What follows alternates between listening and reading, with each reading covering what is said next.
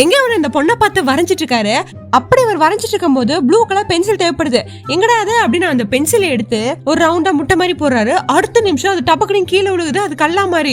டேய் எப்பறம் அப்படி வந்துச்சு அப்படின்னு பக்கத்துல யாருக்கும் தெரியாம ஒரு பேப்பர் எடுத்து மறுபடியும் அதுல ஆப்பிள் மாதிரி வரையறாரு. அதுல உண்மையாலுமே ஆப்பிளா வந்து விழுகுது.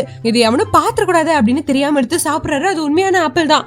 அடுத்த நிமிஷம் பொட்டியெல்லாம் சாத்திட்டு குடு குடு குடுன்னு வீட்டுக்கு போறாரு. கையோட அவங்க ஃப்ரெண்டையும் புடிச்சு இழுத்துட்டு போறாரு. அங்க போனா டே எனக்கு ஒரு மேஜிக் பென்சில் கிடைச்சிருக்கா, என்ன வரைஞ்சாலும் அப்படியே வருது அப்படின்ட்டு ஒரு பேப்பர் எடுத்து ஒரு கோல்டு மாதிரி வரைஞ்சு காட்டுறாரு. இப்ப பாரு இது உண்மையாலுமே வெளியே வரும் காட்டுறாங்க.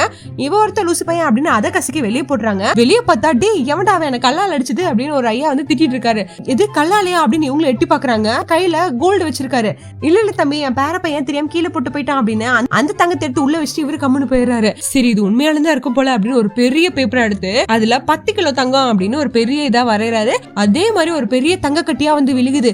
இதை வச்சு நம்ம என்ன பண்ணலாம் அப்படின்னு இவங்க 2 பேரும் மண்டே கசக்கிட்டு யோசிச்சுட்டு இருக்காங்க. உங்களுக்கு இந்த மாதிரி ஜீமூம்பா பென்சில் கிடைச்சதுன்னா நீங்க என்ன வரைஞ்சிருப்பீங்க அப்படின்னு கமெண்ட் தட்டி விடுவாங்க. சந்திப்போம். பை.